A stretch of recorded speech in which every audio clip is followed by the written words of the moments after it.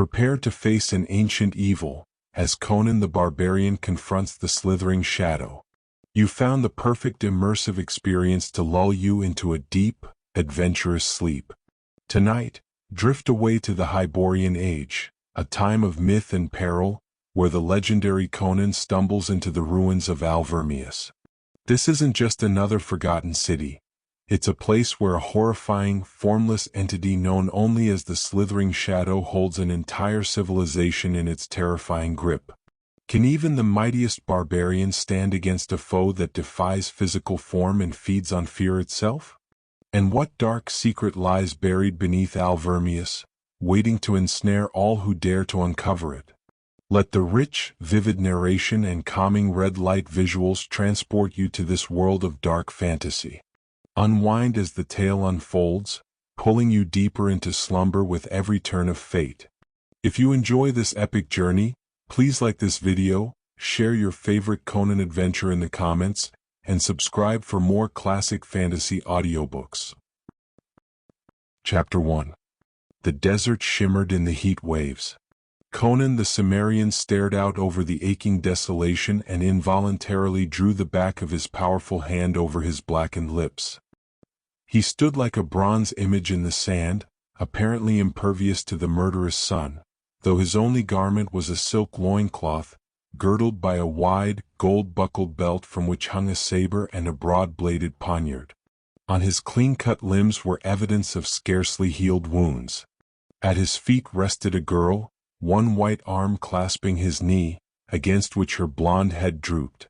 Her white skin contrasted with his hard, bronzed limbs. Her short silken tunic, low-necked and sleeveless, girdled at the waist, emphasized rather than concealed her lithe figure. Conan shook his head, blinking. The sun's glare half blinded him. He lifted a small canteen from his belt and shook it, scowling at the faint splashing within. The girl moved wearily, whimpering. "Oh, Conan, we shall die here. I am so thirsty."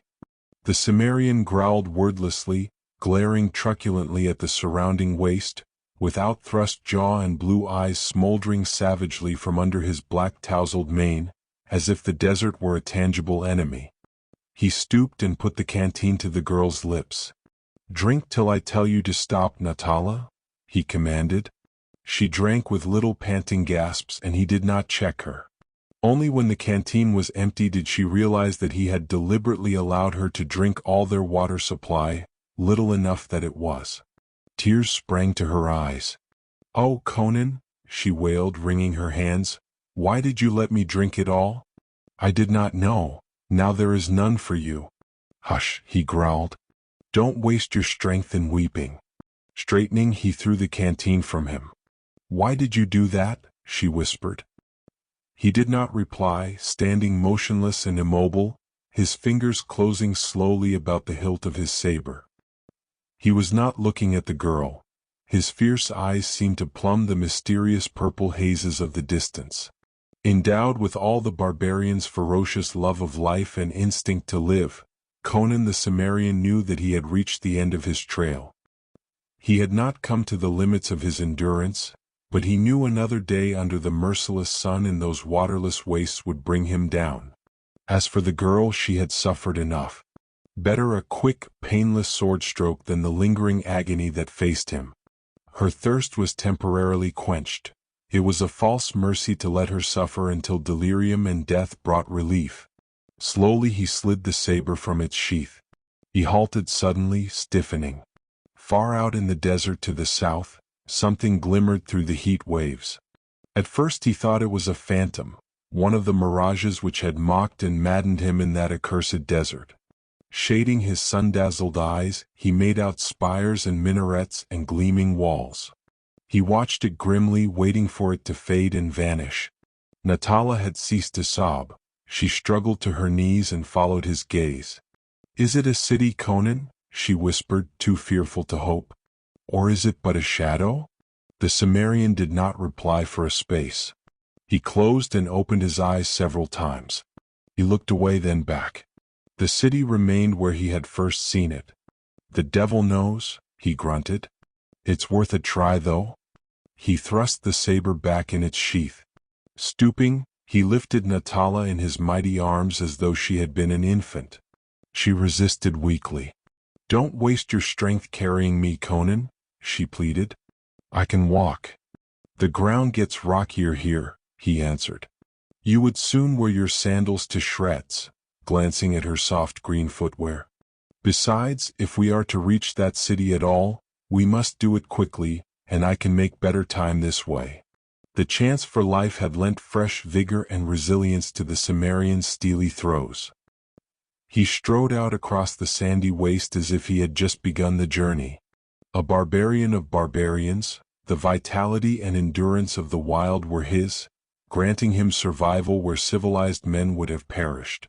He and the girl were, so far as he knew, the sole survivors of Prince Al-Vermiis' army, that mad, motley horde which, following the defeated rebel prince of Koth, swept through the lands of Shem like a devastating sandstorm and drenched the outlands of Stygia with blood.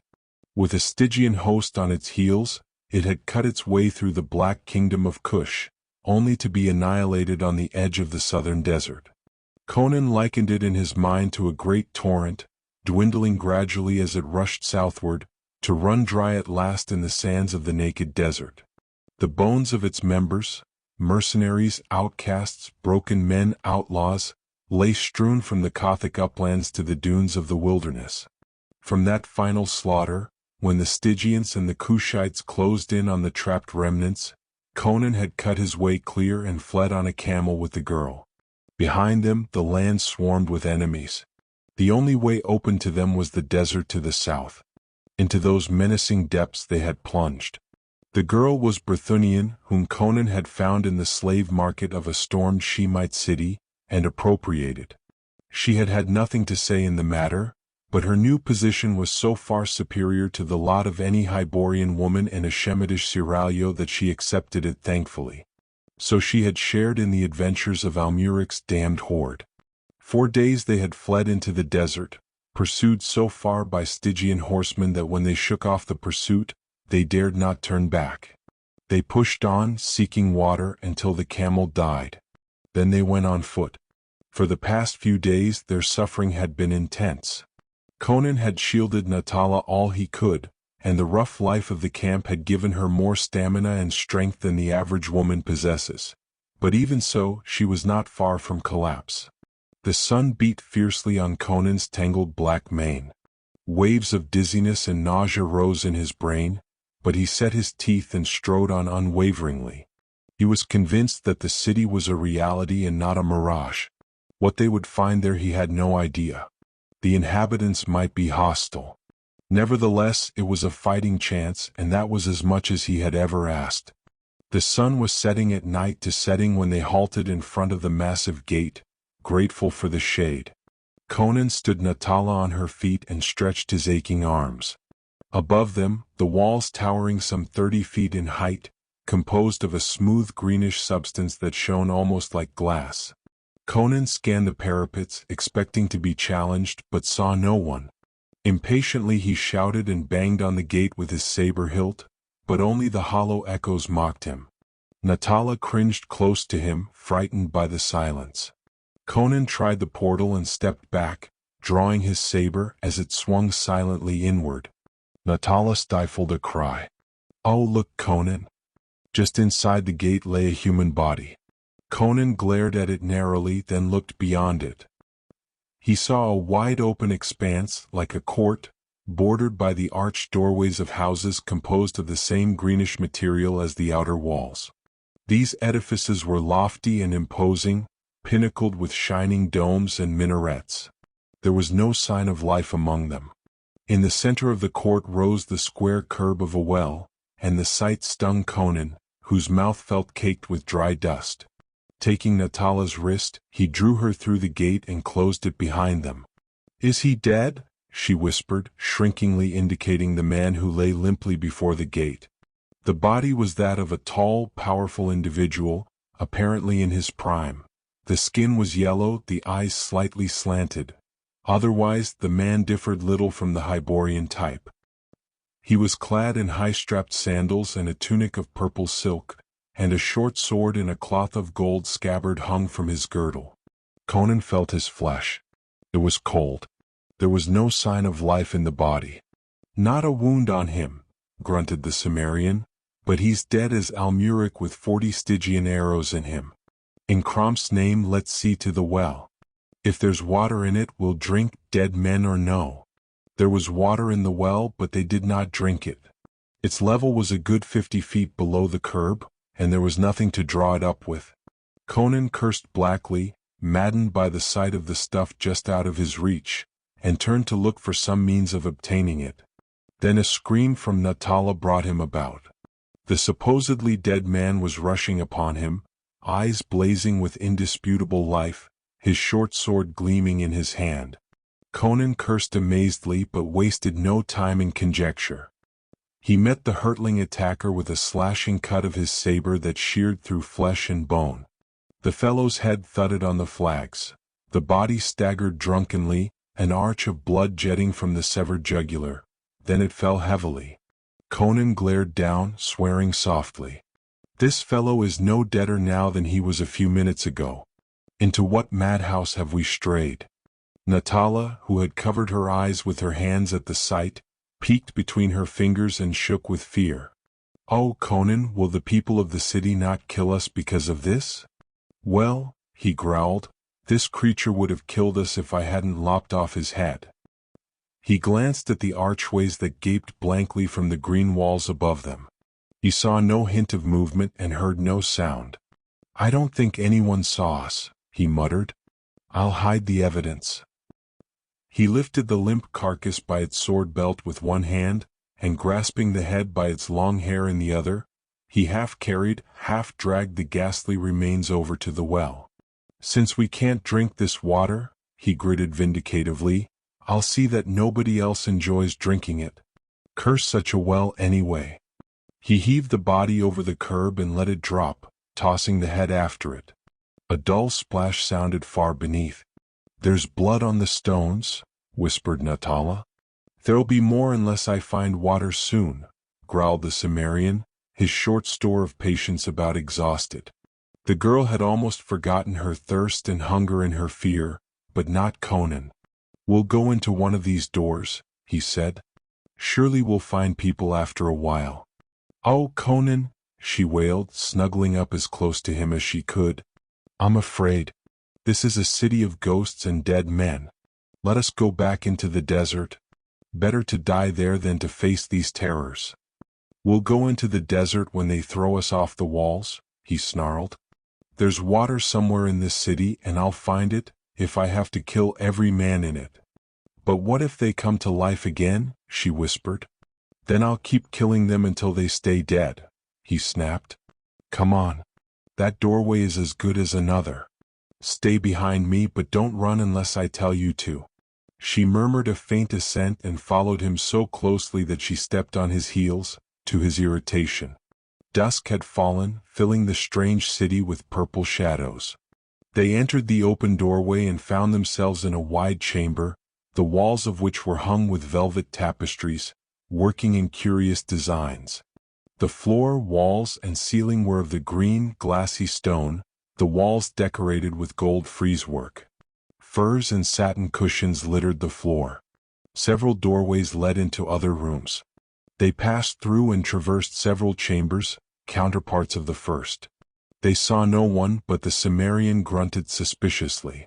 "Someone was here not long ago. This couch is still warm from contact with a human body. That silk cushion bears the imprint of someone's hips. Then there's a faint scent of perfume lingering in the air. A weird, unreal atmosphere hung over all. Traversing this dim, silent palace was like an opium dream. Some of the chambers were unlighted, and these they avoided. Others were bathed in a soft, weird light that seemed to emanate from jewels set in the walls and fantastic designs. Suddenly, as they passed into one of these illumined chambers, Natala cried out and clutched her companion's arm. With a curse, he wheeled, glaring for an enemy, bewildered because he saw none. "What's the matter?" he snarled. "If you ever grab my sword arm again, I'll skin you. Do you want me to get my throat cut? What were you yelling about?" "Look there," she quavered, pointing. Conan grunted. On a table of polished ebony stood golden vessels, apparently containing food and drink. The room was unoccupied. "Well, whoever this feast is prepared for," he growled, "he'll have to look elsewhere tonight." "Dare we eat it, Conan?" ventured the girl nervously. "The people might come upon us and—" "Liar and Menanen Mac liar," he swore, grabbing her by the nape of her neck and thrusting her into a gilded chair at the end of the table with no great ceremony. "We starve and you make objections. Eat." He took the chair at the other end and, seizing a jade goblet, emptied it at a gulp. It contained a crimson, wine-like liquor of a peculiar tang, unfamiliar to him, but it was like nectar to his parched gullet. His thirst allayed, he attacked the food before him with rare gusto. It too was strange to him, exotic fruits and unknown meats. The vessels were of exquisite workmanship, and there were golden knives and forks as well. These Conan ignored, grasping the meat joints in his fingers and tearing them with his strong teeth. The Cimmerian's table manners were rather wolfish at any time. His civilized companion ate more daintily but just as ravenously. It occurred to Conan that the food might be poisoned, but the thought did not lessen his appetite. He preferred to die of poisoning rather than starvation. His hunger satisfied, he leaned back with a deep sigh of relief. That there were humans in that silent city was evidenced by the fresh food, and perhaps every dark corner concealed a lurking enemy. But he felt no apprehension on that score, having a large confidence in his own fighting ability. He began to feel sleepy, and considered the idea of stretching himself on a nearby couch for a nap. Not so Natala. She was no longer hungry and thirsty, but she felt no desire to sleep. Her lovely eyes were very wide indeed as she timidly glanced at the doorways, boundaries of the unknown. The silence and mystery of the strange place preyed on her. The chamber seemed larger, the table longer than she had first noticed, and she realized that she was farther from her grim protector than she wished to be. Rising quickly, she went around the table and seated herself on his knee, glancing nervously at the arched doorways. Some were lighted and some were not, and it was at the unlighted ones she gazed longest. "We have eaten, drunk, and rested," she urged. "Let us leave this place, Conan. It's evil. I can feel it." "Well, we haven't been harmed so far," he began, when a soft but sinister rustling brought him about. Thrusting the girl off his knee, he rose with the quick ease of a panther, drawing his saber, facing the doorway from which the sound had seemed to come.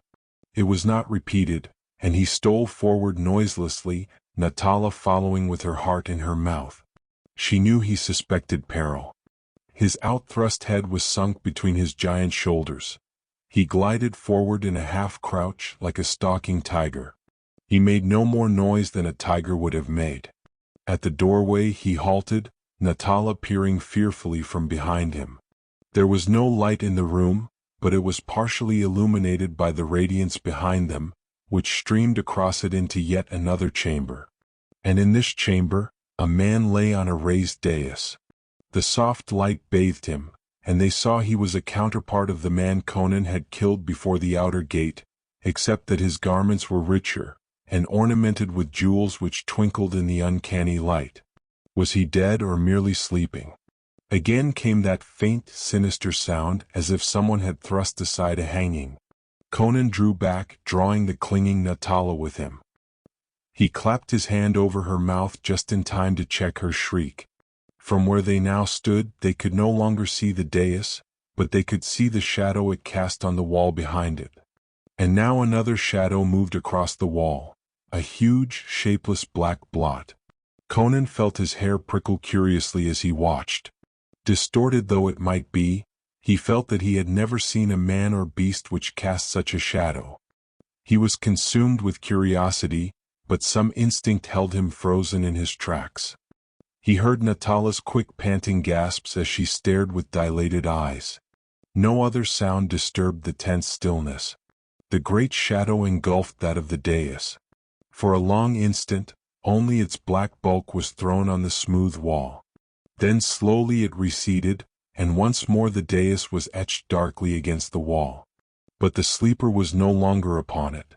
An hysterical gurgle rose in Natala's throat, and Conan gave her an admonitory shake. He was aware of an iciness in his own veins. Human foes he did not fear. Anything understandable, however grisly, caused no tremors in his broad breast. But this was beyond his ken. After a while, however, his curiosity conquered his uneasiness, and he moved out into the unlighted chamber again, ready for anything. Looking into the other room, he saw it was empty. The dais stood as he had first seen it, except that no bejeweled human lay thereon. Only on its silken covering shone a single drop of blood, like a great crimson gem. Natala saw it and gave a low choking cry, for which Conan did not punish her. Again he felt the icy hand of fear. On that dais a man had lain. Something had crept into the chamber and carried him away. What that something was, Conan had no idea, but an aura of unnatural horror hung over those dim-lit chambers. He was ready to depart. Taking Natala's hand, he turned back, then hesitated. Somewhere back among the chambers they had traversed, he heard the sound of a footfall. A human foot, bare or softly shod, had made that sound, and Conan, with the wariness of a wolf, turned quickly aside. He believed he could come again into the outer court, and yet avoid the room from which the sound had appeared to come. But they had not crossed the first chamber on their new route, when the rustle of a silken hanging brought them about suddenly. Before a curtained alcove stood a man eyeing them intently. He was exactly like the others they had encountered, tall, well-made, clad in purple garments, with a jeweled girdle. There was neither surprise nor hostility in his amber eyes. They were dreamy as a lotus-eater. He did not draw the short sword at his side. After a tense moment, he spoke in a faraway, detached tone, and a language his hearers did not understand. On a venture, Conan replied in Stygian, and the stranger answered in the same tongue. "Who are you?" "I am Conan, a Cimmerian," answered the barbarian. "This is Natala of Brithunia. What city is this?" The man did not immediately reply. His dreamy, sensuous gaze rested on Natala, and he drawled, "Of all my rich visions, this is the strangest. O girl of the golden locks, from what far dreamland do you come? From Andera or Tathra, or Kuth of the star-girdle?" "What madness is this?" growled the Cimmerian harshly, not relishing the man's words or manner. The other did not heed him. "I have dreamed more gorgeous beauties," he murmured, "lithe women with hair dusky as night and dark eyes of unfathomed mystery. But your skin is white as milk, your eyes as clear as dawn, and there is about you a freshness and daintiness alluring as honey. Come to my couch, little dream girl." He advanced and reached for her, and Conan struck aside his hand with a force that might have broken his arm. The man reeled back, clutching the numbed member, his eyes clouding. "What rebellion of ghosts is this?" he muttered. "Barbarian, I command ye, begone. Fade. Dissipate. Fade. Vanish." "I'll vanish your head from your shoulders," snarled the infuriated Cimmerian, his saber gleaming in his hand. "Is this the welcome you give strangers? By Crom, I'll drench these hangings in blood." The dreaminess had faded from the other's eyes, to be replaced by a look of bewilderment. "Thog," he ejaculated. "You are real. Where do you come from? Who are you? What are you in Zuthal?" "We came from the desert," Conan growled. "We wandered into the city at dusk, famishing. We found a feast set for someone and we ate it. I have no money to pay for it. In my country no starving man is denied food, but you civilized people must have your recompense, if you are like all I ever met. We have done no harm and we were just leaving. By Crom, I do not like this place where dead men rise, and sleeping men vanish into the bellies of shadows." The man started violently at the last comment, his yellow face turning ashy. "What do you say? Shadows? Into the bellies of shadows?" "Well," answered the Cimmerian cautiously, "whatever it is that takes a man from a sleeping dais and leaves only a spot of blood." "You have seen? Have you seen it?" The man was shaking like a leaf. His voice cracked on the high-pitched note. "Only a man sleeping on a dais and a shadow that engulfed him," answered Conan. The effect of his words on the other was horrifying. With an awful scream, the man turned and rushed from the chamber. In his blind haste, he caromed from the side of the door, righted himself, and fled through the adjoining chambers, still screaming at the top of his voice. Amazed, Conan stared after him, the girl trembling as she clutched the giant's arm. They could no longer see the flying figure, but they still heard his frightful screams, dwindling in the distance and echoing from vaulted roofs. Suddenly one cry, louder than the others, rose and broke short, followed by blank silence. "Crom?" Conan wiped the perspiration from his forehead with a hand that was not entirely steady. "Surely this is a city of the mad. Let's get out of here before we meet other madmen." "It is all a nightmare," whimpered Natala. "We are dead and damned. We died out in the desert and are in hell. We are disembodied spirits. Ow." Her yelp was induced by a resounding spank from Conan's open hand. "You're no spirit when a pat makes you yell like that," he commented, with the grim humor which frequently manifested itself at inopportune times. "We are alive, though we may not be if we loiter in this devil-haunted pile. Come." They had traversed but a single chamber when again they stopped short. Someone or something was approaching. They faced the doorway whence the sounds came, waiting for they knew not what. Conan's nostrils widened and his eyes narrowed. He caught the faint scent of the perfume he had noticed earlier in the night. A figure framed itself in the doorway.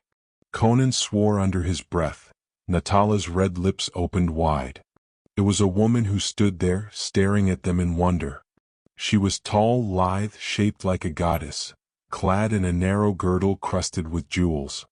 A burnished mass of night-black hair set off the whiteness of her ivory body. Her dark eyes, shaded by long, dusky lashes, were deep with sensuous mystery. Conan caught his breath at her beauty, and Natala stared with dilated eyes. The Cimmerian had never seen such a woman. Her facial outline was Stygian, but she was not dusky-skinned like the Stygian women he had known. Her limbs were like alabaster. But when she spoke in a deep, rich, musical voice, it was in the Stygian tongue. "Who are you? What do you do in Zuthal? Who is that girl?" "Who are you?" bluntly countered Conan, who quickly tired of answering questions. "I am Thales the Stygian," she replied. "Are you mad to come here?" "I've been thinking I must be," he growled. "By Crom, if I am sane, I'm out of place here because these people are all maniacs.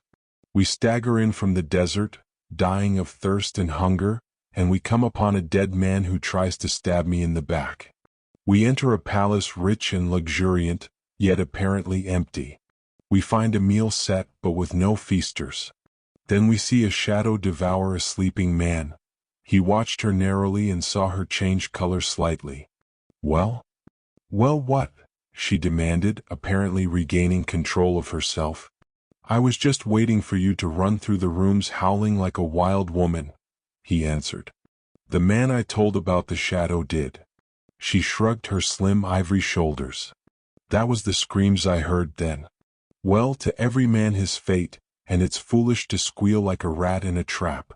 When Thog wants me, he will come for me." "Who is Thog?" demanded Conan suspiciously. She gave him a long, appraising stare that brought color to Natala's face and made her bite her small red lip. "Sit down on that divan and I will tell you," she said. "But first tell me your names." "I am Conan, a Cimmerian, and this is Natala, a daughter of Brithunia," he answered. "We are refugees of an army destroyed on the borders of Kush. But I am not desirous of sitting down, where black shadows might steal up on my back." With a light musical laugh, she seated herself, stretching out her supple limbs with studied abandon. "Be at ease," she advised. "If Thog wishes you, he will take you wherever you are. That man you mentioned who screamed and ran, did you not hear him give one great cry and then fall silent? In his frenzy, he must have run full into that which he sought to escape. No man can avoid his fate." Conan grunted non-committally, but he sat down on the edge of a couch, his saber across his knees, his eyes wandering suspiciously about the chamber. Natala nestled against him, clutching him jealously, her legs tucked up under her. She eyed the stranger woman with suspicion and resentment. She felt small and dust-stained and insignificant before this glamorous beauty, and she could not mistake the look in the dark eyes which feasted on every detail of the bronze giant's physique. "What is this place and who are these people?" demanded Conan. "This city is called Zuthul. It is very ancient. It is built over an oasis, which the founders of Zuthul found in their wanderings. They came from the east so long ago that not even their descendants remember the age. Surely there are not many of them. These palaces seem empty." "No, and yet more than you might think. The city is really one great palace, with every building inside the walls closely connected with the others. You might walk among these chambers for hours and see no one. At other times, you would meet hundreds of the inhabitants." "How is that?" Conan inquired uneasily. This savored too strongly of sorcery for comfort. "Much of the time these people lie and sleep. Their dream life is as important, and to them as real, as their waking life. Have you heard of the Black Lotus? In certain pits of the city it grows. Through the ages they have cultivated it until, instead of death, its juice induces dreams, gorgeous and fantastic. In these dreams they spend most of their time. Their lives are vague, erratic, and without plan. They dream, they wake, drink, love, eat, and dream again. They seldom finish anything they begin, but leave it half completed and sink back again into the slumber of the Black Lotus. That meal you found, doubtless one awoke, felt the urge of hunger, prepared the meal for himself, then forgot about it and wandered away to dream again." "Where do they get their food?" interrupted Conan. "I saw no fields or vineyards outside the city. Do they have orchards and cattle pens within the walls?" She shook her head. "They manufacture their own food out of the primal elements. They are wonderful scientists when they are not drugged with their dream flower. Their ancestors were mental giants who built this marvelous city in the desert, and though the race became slaves to their curious passions, some of their wonderful knowledge still remains. Have you wondered about these lights? They are jewels fused with radium. You rub them with your thumb to make them glow and rub them again the opposite way to extinguish them. That is but a single example of their science. But much they have forgotten. They take little interest in waking life, choosing to lie most of the time in death-like sleep." "Then the dead man at the gate," began Conan, "was doubtless slumbering. Sleepers of the lotus are like the dead. Animation is apparently suspended. It is impossible to detect the slightest sign of life. The spirit has left the body and is roaming at will through other, exotic worlds. The man at the gate was a good example of the irresponsibility of these people's lives. He was guarding the gate, where custom decrees a watch be kept, though no enemy has ever advanced across the desert. In other parts of the city you would find other guards, generally sleeping as soundly as the man at the gate." Conan mulled this over for a while. "Where are the people now?" he asked. "Scattered in different parts of the city," Thales replied. "Lying on couches, on silken divans, in cushion-littered alcoves, on fur-covered daisies. All are wrapped in the shining veil of dreams." Conan felt the skin twitch between his massive shoulders. It was unsettling to imagine hundreds of people lying cold and still throughout the tapestried palaces, their glassy eyes turned unseeing upward. He remembered something else. What of the thing that stole through the chambers and carried away the man on the dais? A shudder twitched Thales's ivory limbs. That was Thog, the ancient, the god of Zuthul, who dwells in the sunken dome in the center of the city. He has always dwelt in Zuthul. Whether he came here with the ancient founders or was here when they built the city, none knows. But the people of Zuthul worship him. "Mostly he sleeps below the city," she continued, "but sometimes at irregular intervals he grows hungry. Then he steals through the secret corridors and the dim-lit chambers, seeking prey. And then none is safe."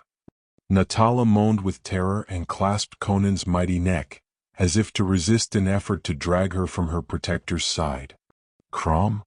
Conan ejaculated, aghast. "You mean to tell me these people lie down calmly and sleep, with this demon crawling among them?" "It is only occasionally that he is hungry," Thales repeated. "A god must have his sacrifices. When I was a child in Stygia, the people lived under the shadow of the priest. None ever knew when he or she would be seized and dragged to the altar. What difference does it make whether the priests give a victim to the gods, or the god comes for his own victim?" "Such is not the custom of my people," Conan growled, "nor of Natala's either. The Hyborians do not sacrifice humans to their god, Mitra. And as for my people, by Crom, I'd like to see a priest try to drag a Cimmerian to the altar. There'd be blood spilt, but not as the priest intended." "You are a barbarian," laughed Thales, a glow in her luminous eyes. "Thog is very ancient and very terrible." "These folk must be either fools or heroes," grunted Conan, "to lie down and dream their idiotic dreams, knowing they might awaken in his belly." She laughed. "They know nothing else. For untold generations, Thog has preyed on them. He has been one of the factors which have reduced their numbers from thousands to hundreds. A few more generations and they will be extinct, and Thog must either venture forth into the world for new prey, or retire to the underworld whence he came so long ago. They realize their ultimate doom," Thales explained, "but they are fatalists, incapable of resistance or escape. Not one of the present generation has been out of sight of these walls. There is an oasis a day's march to the south. I have seen it on the old maps their ancestors drew on parchment. But no man of Zuthul has visited it for 3 generations, much less made any attempt to explore the fertile grasslands which the maps show lying another day's march beyond it.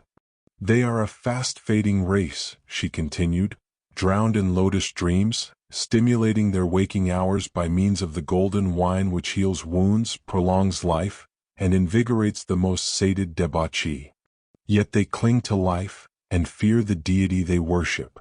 You saw how one went mad at the knowledge that Thog was roving the palaces. I have seen the whole city screaming and tearing its hair, running frenziedly out of the gates, to cower outside the walls and draw lots to see which would be bound and flung back through the arched doorways to satisfy Thog's lust and hunger. Were they not all slumbering now, the word of his coming would send them raving and shrieking again through the outer gates." "Oh, Conan," begged Natala hysterically, "let us flee." "In good time," muttered Conan, his eyes burning on Thales's ivory limbs. "What are you, a Stygian woman, doing here?" "I came here when I was a young girl," she answered, leaning lithely back against the velvet divan and intertwining her slender fingers behind her dusky head. "I am the daughter of a king, no common woman, as you can see by my skin, which is as white as that of your little blonde there. I was abducted by a rebel prince who, with an army of Kushite bowmen, pushed southward into the wilderness, searching for a land he could make his own. He and all his warriors perished in the desert," she went on, "but one, before he died, placed me on a camel and walked beside it until he dropped and died in his tracks. The beast wandered on, and I finally passed into delirium from thirst and hunger, and awakened in this city. They told me I had been seen from the walls, early in the dawn, lying senseless beside a dead camel. They went forth and brought me in and revived me with their wonderful golden wine.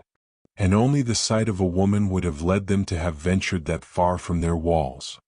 They were naturally very interested in me, especially the men. As I could not speak their language, they learned to speak mine. They are very quick and capable of intellect. They learned my language long before I learned theirs. But they were more interested in me than in my language.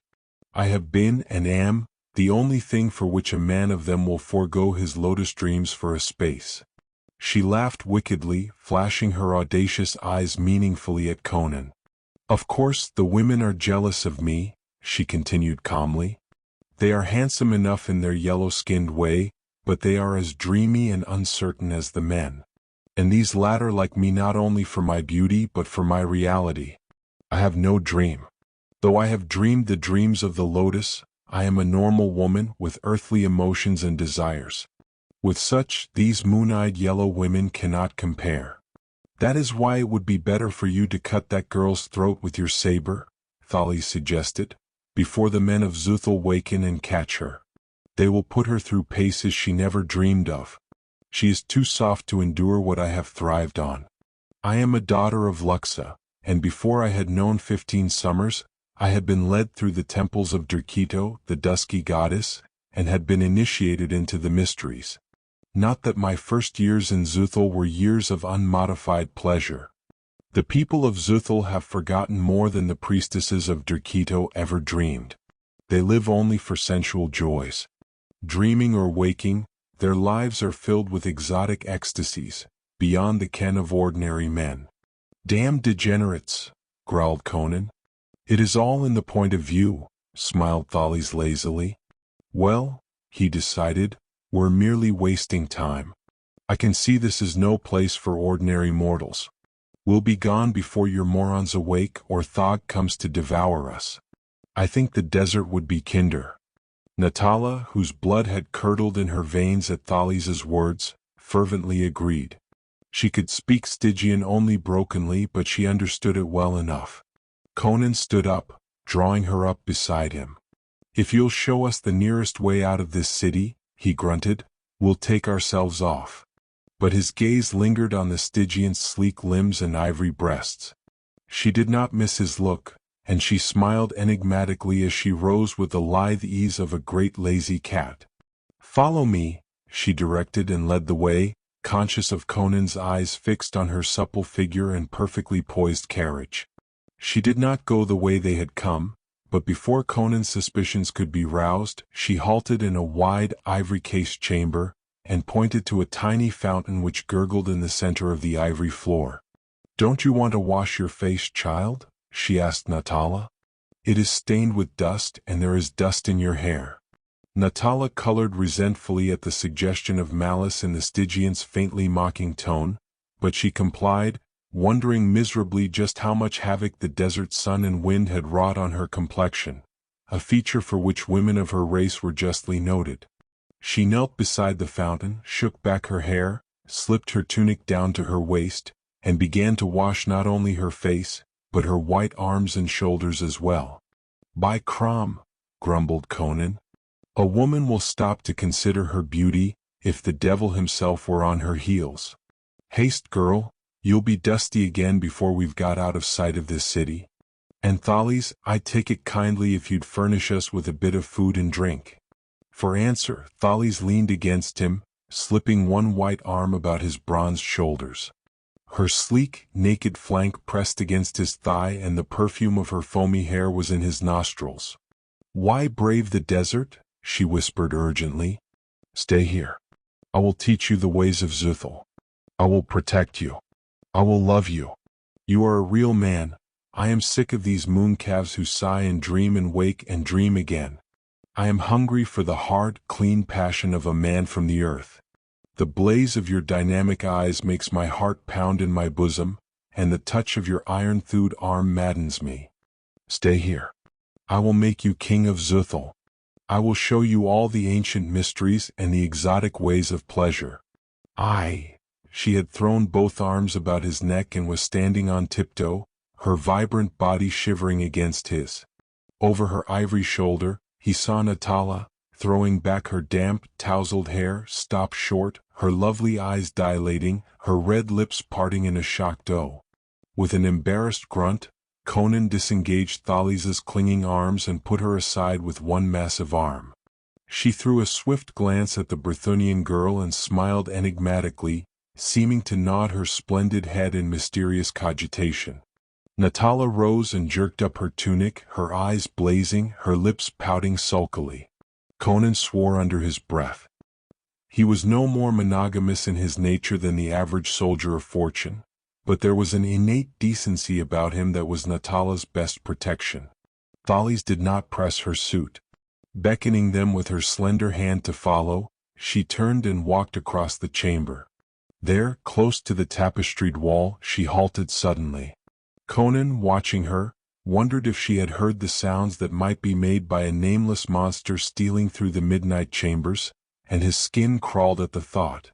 "What do you hear?" he demanded. "Watch that doorway," she replied, pointing. He wheeled, sword ready. Only the empty arch of the entrance met his gaze. Then behind him sounded a quick, faint scuffling noise, a half-choked gasp. He whirled. Thalis and Natala had vanished. The tapestry was settling back in place, as if it had been lifted away from the wall. As he gaped bewilderedly, from behind that tapestried wall rang a muffled scream in the voice of the Brythunian girl. Chapter 2. When Conan turned to glare at the doorway opposite, as Thalis had requested, Natala had been standing just behind him, close to the Stygian's side.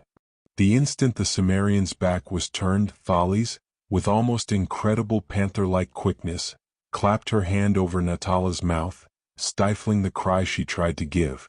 Simultaneously, the Stygian's other arm wrapped around the blonde girl's supple waist, and she was jerked back against the wall. The wall seemed to give way as Thalis's shoulder pressed against it.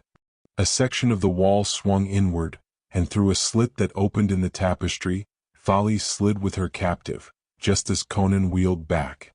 Inside was utter blackness as the secret door swung shut again. Thalis paused to fumble at it for an instant, apparently sliding home a bolt. As she took her hand from Natala's mouth to perform this act, the Brythunian girl began to scream at the top of her voice. Thalis's laugh was like poisoned honey in the darkness. "Scream if you will, little fool. It will only shorten your life." At that, Natala ceased suddenly and cowered, shaking in every limb. "Why did you do this?" she begged. "What are you going to do?" "I am going to take you down this corridor for a short distance," answered Thalis, "and leave you for one who will sooner or later come for you." "Oh!" Natala's voice broke in a sob of terror. "Why should you harm me? I have never injured you. I want your warrior. You stand in my way. He desires me, I could read the look in his eyes. But for you he would be willing to stay here and be my king. When you are out of the way he will follow me." "He will cut your throat," answered Natala with conviction, knowing Conan better than Thalis did. "We shall see," answered the Stygian coolly, confident in her power over men. "At any rate, you will not know whether he stabs or kisses me, because you will be the bride of him who dwells in darkness. Come." Half mad with terror, Natala fought like a wild thing, but it availed her nothing. With a lithe strength she would not have believed possible in a woman, Thalis picked her up and carried her down the black corridor as if she had been a child. Natala did not scream again, remembering the Stygian's sinister words. The only sounds were her desperate quick panting and Thalis's soft, taunting, lascivious laughter. Then the Brythunian's fluttering hand closed on something in the dark, a jeweled dagger hilt jutting from Thalis's gem-crusted girdle. Natala jerked it forth and struck blindly and with all her girlish power. A scream burst from Thalis's lips, feline in its pain and fury. She reeled, and Natala slipped from her relaxing grasp, bruising her tender limbs on the smooth stone floor. Rising, she scurried to the nearest wall and stood there panting and trembling, flattening herself against the stones. She could not see Thalis, but she could hear her. The Stygian was certainly not dead. She was cursing in a steady stream, and her fury was so concentrated and deadly that Natala felt her bones turn to wax, her blood to ice. "Where are you, you little she-devil?" gasped Thalis. "Let me get my fingers on you again and I'll—" Natala grew physically sick as Thalis described the bodily injury she intended to inflict on her rival. The Stygian's choice of language would have shamed the toughest courtesan in Aquilonia. Natala heard her groping in the dark, and then a light sprang up. Evidently, whatever fear Thalis felt of the black corridor was submerged in her anger. The light came from one of the radium gems which adorned the walls of Zuthal. Thalis had rubbed this, and now she stood bathed in its reddish glow, a light different from that which the others had emitted. One hand was pressed to her side and blood trickled between the fingers. But she did not seem weakened or badly hurt, and her eyes blazed fiendishly. What little courage remained to Natala ebbed away at the sight of the Stygian standing limbed in that weird glow, her beautiful face contorted with a passion that was no less than hellish. She now advanced with a panther-like tread, drawing her hand away from her wounded side, and shaking the blood drops impatiently from her fingers. Natala saw that she had not badly harmed her rival. The blade had glanced from the jewels of Thales' girdle and inflicted only a very superficial flesh wound, only enough to rouse the Stygian's unbridled fury. "Give me that dagger, you fool," she gritted, striding up to the cowering girl. Natala knew she ought to fight while she had the chance, but she simply could not summon up the courage. Never much of a fighter, the darkness, violence, and horror of her adventure had left her limp, mentally and physically. Thales snatched the dagger from her lax fingers and threw it contemptuously aside. "You little slut," she ground between her teeth, slapping the girl viciously with either hand. "Before I drag you down the corridor and throw you into Thog's jaws, I'll have a little of your blood myself. You would dare to knife me? Well, for that audacity you shall pay." Seizing her by the hair, Thales dragged her down the corridor a short distance, to the edge of the circle of light. A metal ring showed in the wall, above the level of a man's head. From it depended on a silken cord. As in a nightmare, Natala felt her tunic being stripped from her. The next instant, Thales had jerked up her wrists and bound them to the ring, where she hung, naked as the day she was born, her feet barely touching the floor. Twisting her head, Natala saw Thales unhook a jewel-handled whip from where it hung on the wall, near the ring. The lashes consisted of 7 round silk cords, harder yet more pliant than leather thongs. With a hiss of vindictive gratification, Thales drew back her arm, and Natala shrieked as the cords curled across her loins. The tortured girl writhed, twisted, and tore agonizingly at the thongs which imprisoned her wrists. She had forgotten the lurking menace her cries might summon, and so apparently had Thales. Every stroke evoked screams of anguish. The whippings Natala had received in the Shemite slave markets paled to insignificance before this. She had never guessed the punishing power of hard-woven silk cords. Their caress was more exquisitely painful than any birch twigs or leather thongs. They whistled venomously as they cut the air. Then, as Natala twisted her tear-stained face over her shoulder to shriek for mercy, something froze her cries. Agony gave place to paralyzing horror in her beautiful eyes. Struck by her expression, Thales checked her lifted hand and whirled quickly like a cat. Too late. An awful cry rang from her lips as she swayed back, her arms upflung. Natala saw her for an instant, a white figure of fear etched against a great black shapeless mass that towered over her. Then the white figure was whipped off its feet, the shadow receded with it, and in the circle of dim light, Natala hung alone, half fainting with terror. From the black shadows came sounds, incomprehensible and blood-freezing. She heard Thales's voice pleading frantically, but no voice answered. There was no sound except the Stygian's panting voice, which suddenly rose to screams of agony, and then broke in hysterical laughter, mingled with sobs. This dwindled to a convulsive panting, and presently this too ceased, and a silence more terrible hovered over the secret corridor. Nauseated with horror, Natala twisted about and dared to look fearfully in the direction the black shape had carried Thales. She saw nothing, but she sensed an unseen peril, more grisly than she could understand. She fought against a rising tide of hysteria. Her bruised wrists, her smarting body were forgotten in the face of this menace which she dimly felt threatened not only her body, but her soul as well. She strained her eyes into the blackness beyond the rim of the dim light, tense with fear of what she might see. A whimpering gasp escaped her lips. The darkness was taking form. Something huge and bulky grew out of the void. She saw a great misshapen head emerging into the light. At least she took it for a head, though it was not the member of any sane or normal creature.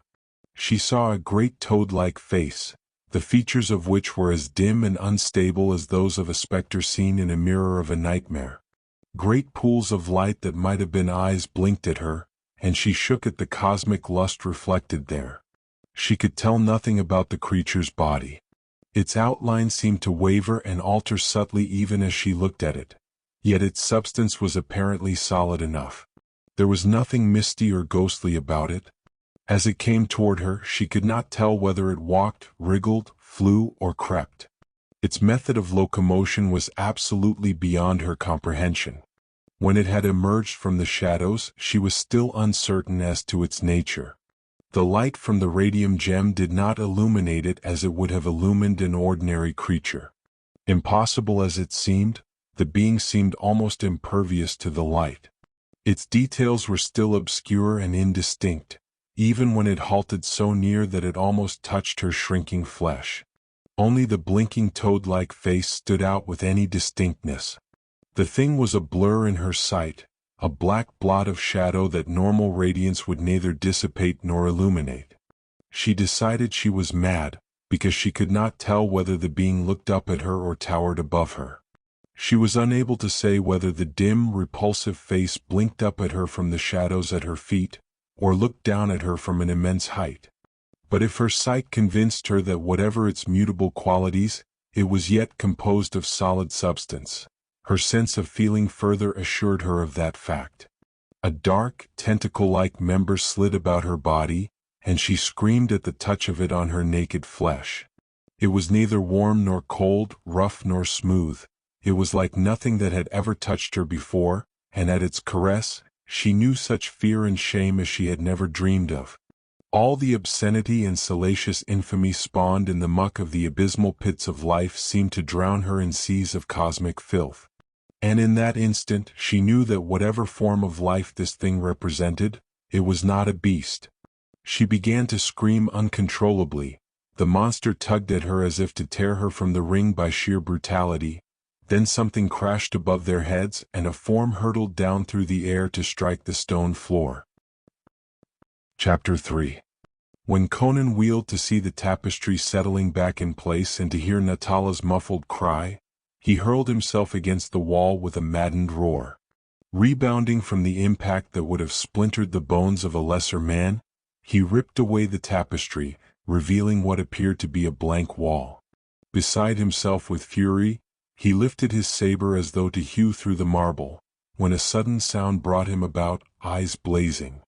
A score of figures faced him, yellow men in purple tunics, with short swords in their hands. As he turned, they surged in on him with hostile cries. He made no attempt to conciliate them. Maddened at the disappearance of his sweetheart, the barbarian reverted to type. A snarl of bloodthirsty gratification hummed in his bull throat as he leaped. The first attacker, his short sword overreached by the whistling saber, went down with his brains gushing from his split skull.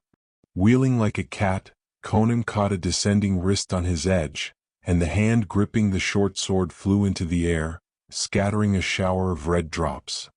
But Conan had not paused or hesitated.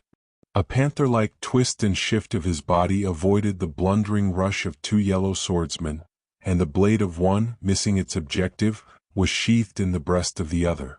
A yell of dismay went up at this mischance, and Conan allowed himself a short bark of laughter as he bounded aside from a whistling cut and slashed under the guard of yet another man of Zuthal. A long spurt of crimson followed his singing edge and the man crumpled, screaming, his belly muscles cut through. The warriors of Zuthal howled like mad wolves. Unaccustomed to battle, they were ridiculously slow and clumsy compared to the tiger-like barbarian whose motions were blurs of quickness, possible only to steel sinews knit to a perfect fighting brain. They floundered and stumbled, hindered by their own numbers. They struck too quickly or too soon and cut only empty air. He was never motionless or in the same place an instant. Springing, sidestepping, whirling, twisting, he offered a constantly shifting target for their swords, while his own curved blade sang death about their ears. But whatever their faults, the men of Zuthal did not lack courage. They swarmed about him yelling and hacking, and through the arched doorways rushed others, awakened from their slumbers by the unwanted clamor. Conan, bleeding from a cut on the temple, cleared a space for an instant with a devastating sweep of his dripping saber, and cast a quick glance about for an avenue of escape. At that instant, He saw the tapestry on one of the walls drawn aside, disclosing a narrow stairway. On this stood a man in rich robes, vague-eyed and blinking, as if he had just awakened and had not yet shaken the dusts of slumber from his brain. Conan's sight and action were simultaneous. A tiger-like leap carried him untouched through the hemming ring of swords, and he bounded toward the stair with the pack-giving tongue behind him. 3 men confronted him at the foot of the marble steps, and he struck them with a deafening crash of steel. There was a frenzied instant when the blades flamed like summer lightning. Then the group fell apart and Conan sprang up the stairs. The oncoming horde tripped over 3 writhing forms at its foot. One lay face down in a sickening welter of blood and brains. Another propped himself on his hands, blood spurting blackly from his severed throat veins. The other howled like a dying dog as he clawed at the crimson stump that had been an arm. As Conan rushed up the marble stair, the man above shook himself from his stupor and drew a sword that sparkled frostily in the radium light. He thrust downward as the barbarian surged upon him. But as the point sang toward his throat, Conan ducked deeply.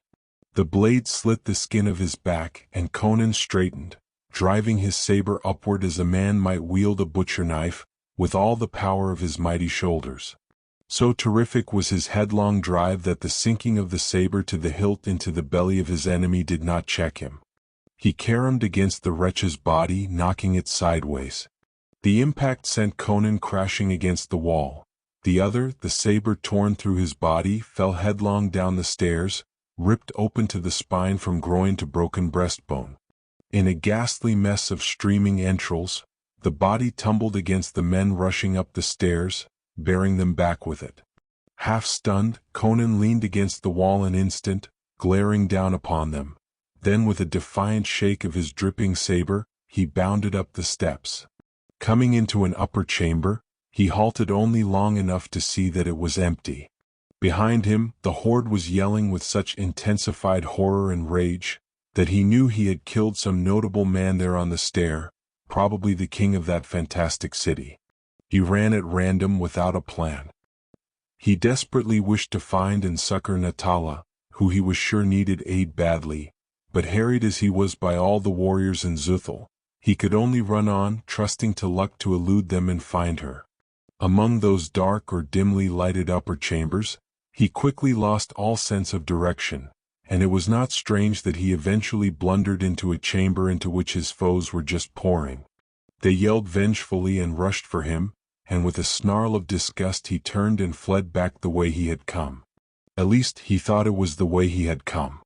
But presently, racing into a particularly ornate chamber, he was aware of his mistake. All the chambers he had traversed since mounting the stair had been empty. This chamber had an occupant, who rose up with a cry as he charged in. Conan saw a yellow-skinned woman, loaded with jeweled ornaments but otherwise nude, staring at him with wide eyes. So much he glimpsed as she raised her hand and jerked a silken rope hanging from the wall. Then the floor dropped from under him, and all his steel-trap coordination could not save him from the plunge into the black depths that opened beneath him. He did not fall any great distance, though it was far enough to have snapped the leg bones of a man not built of steel springs and whalebone. He hit cat-like on his feet and one hand, instinctively retaining his grasp on his saber hilt. A familiar cry rang in his ears as he rebounded on his feet as a lynx rebounded with snarling, bared fangs. So Conan, glaring from under his tousled mane, saw the white, naked figure of Natala writhing in the lustful grasp of a black nightmare shape that could have only been bred in the lost pits of hell. The sight of that awful shape alone might have frozen the Cimmerian with fear. In juxtaposition to his girl, the sight sent a red wave of murderous fury through Conan's brain. In a crimson mist he smote the monster. It dropped the girl, wheeling toward its attacker. The maddened Cimmerian's saber, shrilling through the air, sheared clear through the black viscous bulk and rang on the stone floor, showering blue sparks. Conan went to his knees from the fury of the blow. The edge had not encountered the resistance he had expected. As he bounded up, the thing was upon him. It towered above him like a clinging black cloud. It seemed to flow about him in almost liquid waves, to envelop and engulf him. His madly slashing saber sheared through it again and again, his ripping poniard tore and rented it. He was deluged with a slimy liquid that must have been its sluggish blood. Yet its fury was now abated. He could not tell whether he was slashing off its members or whether he was cleaving its bulk, which knit behind the slicing blade. He was tossed to and fro in the violence of that awful battle, and had a dazed feeling that he was fighting not one, but an aggregation of lethal creatures. The thing seemed to be biting, clawing, crushing, and clubbing him all at the same time. He felt fangs and talons rend his flesh. Flabby cables that were yet hard as iron encircled his limbs and body. Worse than all, something like a whip of scorpions fell again and again across his shoulders, back, and breast, tearing the skin and filling his veins with a poison that was like liquid fire. They had rolled beyond the circle of light, and it was in utter blackness that the Cimmerian battled. Once he sank his teeth, beast-like, into the flabby substance of his foe, revolting as the stuff writhed and squirmed like living rubber from between his iron jaws. In that hurricane of battle, they were rolling over and over, farther and farther down the tunnel. Conan's brain reeled with the punishment he was taking. His breath came in whistling gasps between his teeth. High above him, he saw a great toad-like face, dimly limned in an eerie glow that seemed to emanate from it. And with a panting cry that was half curse, half gasp of straining agony, he lunged toward it, thrusting with all his waning power. Hilt deep the saber sank, somewhere below the grisly face, and a convulsive shudder heaved the vast bulk that half enveloped the Cimmerian. With a volcanic burst of contraction and expansion, it tumbled backward, rolling now with frantic haste down the corridor. Conan went with it, bruised, battered, invincible, hanging on like a bulldog to the hilt of his saber which he could not withdraw, tearing and ripping at the shuddering bulk with the poniard in his left hand, goring it to ribbons. The thing glowed all over now with a weird phosphorus radiance, and this glow was in Conan's eyes, blinding him as suddenly the heaving, billowing mass fell away from beneath him. The saber tore loose and remained in his locked hand. This hand and arm hung down into space, and far below him the glowing body of the monster was rushing downward like a meteor. Conan dazedly realized that he lay on the brink of a great round well, the edge of which was slimy stone. He lay there watching the hurtling glow dwindling and dwindling until it vanished into a dark shining surface that seemed to surge upward to meet it. For an instant, a dimming witch fire glimmered in those dusky depths.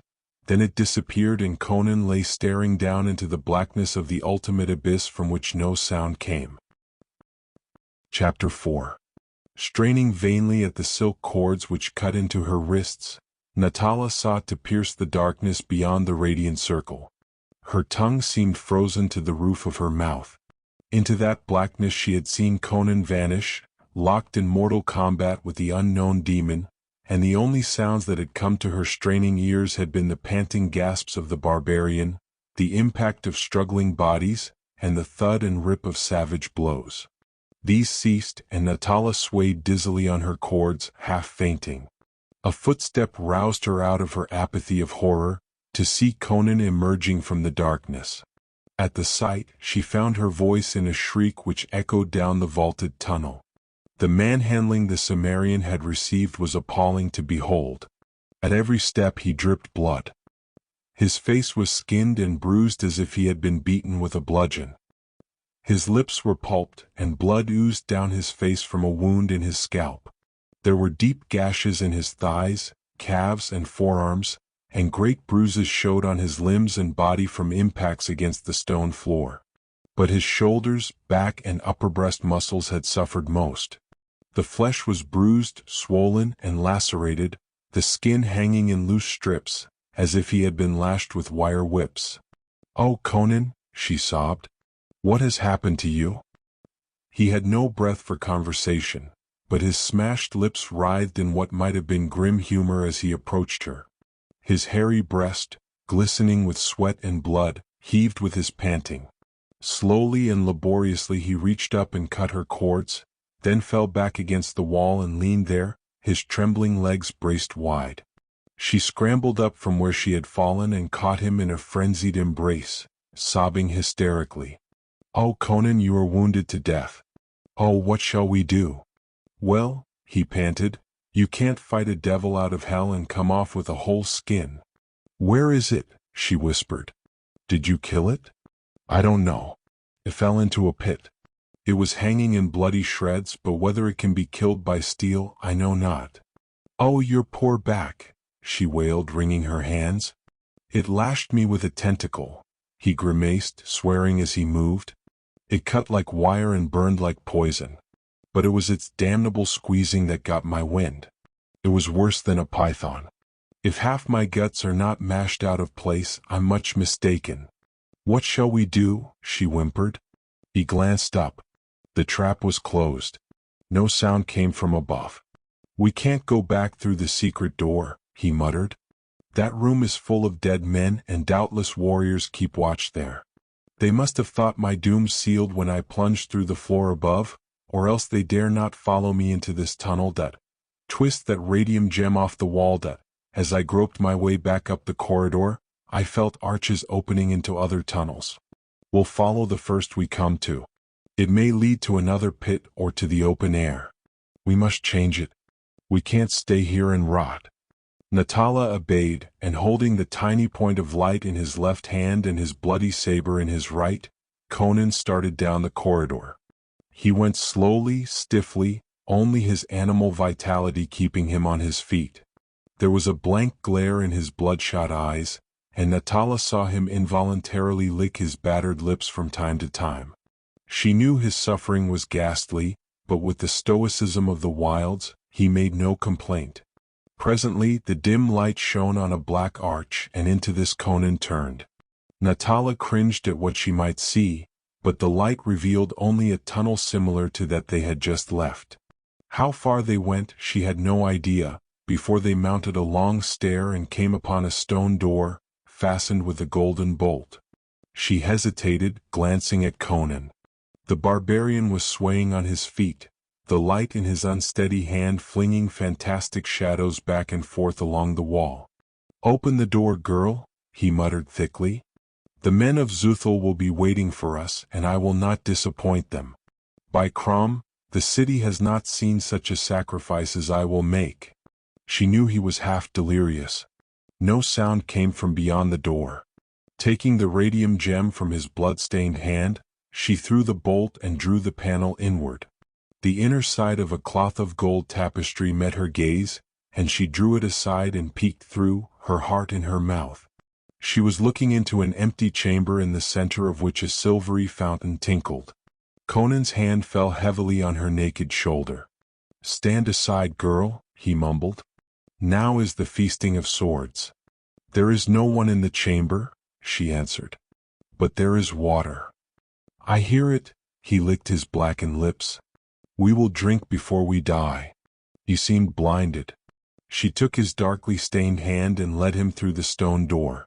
She went on tiptoe, expecting a rush of yellow figures through the arches at any instant. "Drink while I keep watch," he muttered. "No, I am not thirsty. Lie down beside the fountain and I will bathe your wounds." "What of the swords of Zuthul?" He continually raked his arm across his eyes as if to clear his blurred sight. "I hear no one. All is silent." He sank down gropingly and plunged his face into the crystal jet, drinking as if he could not get enough. When he raised his head, there was sanity in his bloodshot eyes, and he stretched his massive limbs out on the marble floor as she requested, though he kept his saber in his hand, and his eyes continually roved toward the archways. She bathed his torn flesh and bandaged the deeper wounds with strips torn from a silk hanging. She shuddered at the appearance of his back. The flesh was discolored, mottled, and spotted black and blue and a sickly yellow, where it was not raw. As she worked, she sought frantically for a solution to their problem. If they stayed where they were, they would eventually be discovered. Whether the men of Zuthul were searching the palaces for them, or had returned to their dreams, she could not know. As she finished her task, she froze. Under the hanging that partly concealed an alcove, she saw a hand's breadth of yellow flesh. Saying nothing to Conan, she rose and crossed the chamber softly, grasping his poniard. Her heart pounded suffocatingly as she cautiously drew aside the hanging. On the dais lay a young yellow woman, naked and apparently lifeless. At her hand stood a jade jar nearly full of peculiar golden-colored liquid. Natala believed it to be the elixir described by Thales, which lent vigor and vitality to the degenerate Zuthal. She leaned across the supine form and grasped the vessel, her poniard poised over the girl's bosom. The latter did not wake.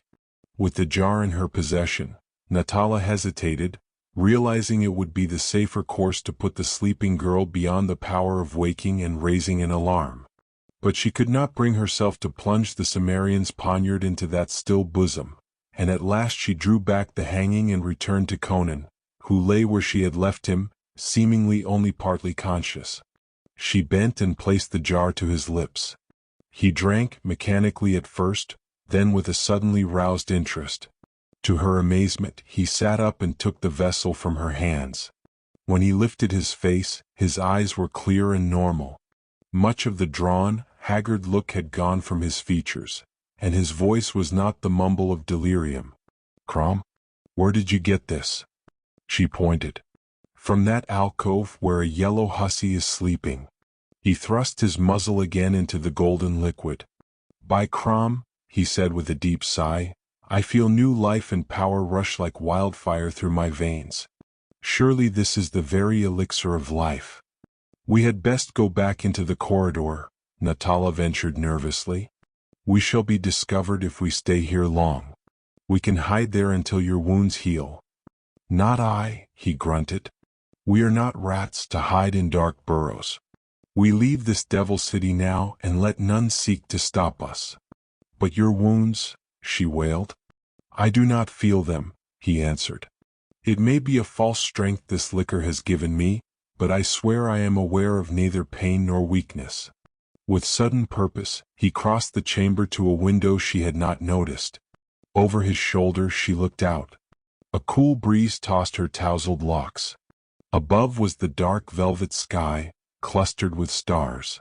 Below them stretched a vague expanse of sand. "Thales said the city was one great palace," said Conan. "Evidently some of the chambers are built like towers on the wall. This one is. Chance has led us well."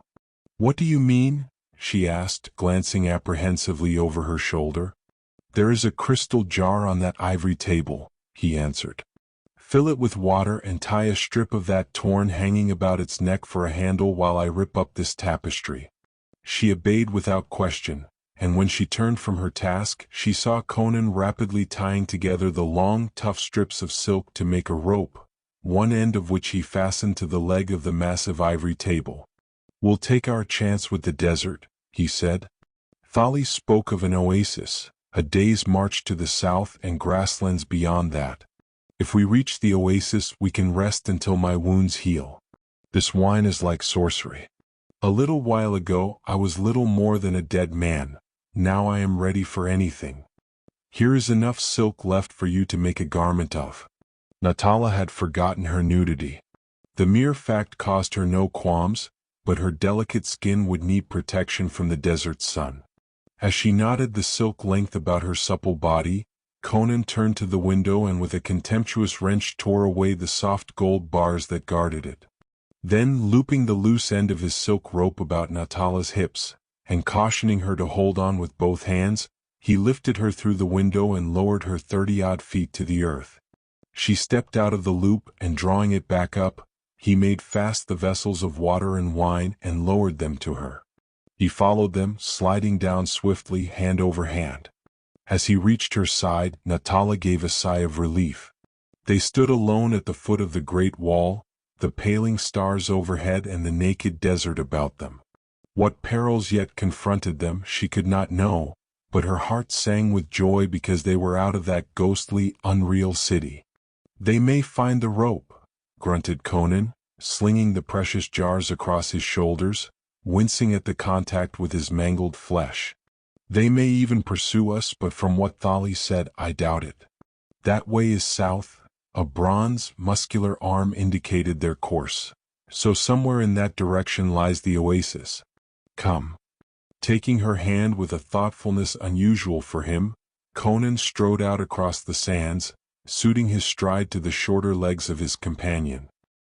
He did not glance back at the silent city, brooding dreamily and ghostily behind them.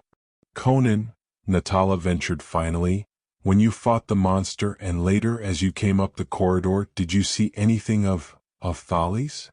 He shook his head. It was dark in the corridor, but it was empty. She shuddered. She tortured me, yet I pity her. It was a hot welcome we got in that accursed city, he snarled. Then his grim humor returned. Well, they'll remember our visit long enough, I'll wager. There are brains and guts and blood to be cleaned off the marble tiles, and if their god still lives, he carries more wounds than I. We got off light after all. We have wine and water and a good chance of reaching a habitable country, though I look as if I've gone through a meat grinder and you have a sore. It's all your fault, she interrupted. If you had not looked so long and admiringly at that Stygian cat. Crom and his devils, he swore. When the oceans drown the world, women will take time for jealousy. Devil take their conceit. Did I tell the Stygian to fall in love with me? After all, she was only human,